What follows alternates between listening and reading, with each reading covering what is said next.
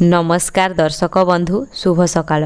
आज ओडिशार पाणीपाग केमिति रहिबो, केउं जिल्ला रे वर्षा वज्रपात घड़घड़ी और जोर पवन संभावना रही एवं केउं जिल्ला को जारी होईची रेड येलो और ऑरेंज वार्निंग संपूर्ण खबर जानिबा। वीडियो को शेष जाए देखंतु। वीडियो भलो लागिले लाइक एवं चैनल को सब्सक्राइब करने को भूलिबेनी। ओडिशा रे मौसुमी वर्षार तांडव एबे भी जारी रही। गत किछि दिन धरी राज्यर विभिन्न अंचल रे असराए वर्षा जनजीवन को अस्तव्यस्त करुथिबा बेले पाणीपाग विभागर सद्यतम सूचना चिंता बढ़ाई देछि। आसंता 17 तारीख पर्यंत राज्य रे बिजुली घड़घड़ी सह प्रबल वर्षा जारी रहिबो बोली आंचलिक पाणीपाग केन्द्र पूर्वानुमान करिछि।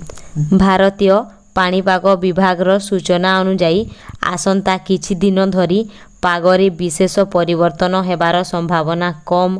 आसंता जुलाई 13 एवं 14 तारीख रे राज्यर विभिन्न स्थान रे प्रबल वर्षा हेबार संभावना रही।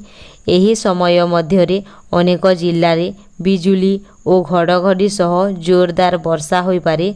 15, 16 एवं 17 तारीख पाई मध्य पाणीपाग विभाग सतर्क सूचना जारी रखिछि।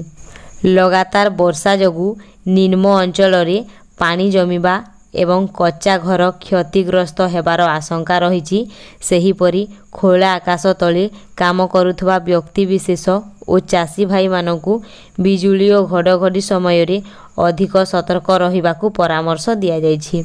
पाणीपाग विभागर बुलेटिन अनुसार वर्तमान जदिओ वर्षार तीव्रता पूर्व अपेक्षा किछिटा नियंत्रण रे अछि, तथापि वायुमंडल रे आर्द्रता अधिक रहिथिबारु वर्षार संभावना को एडाई दिया जाई न पारे।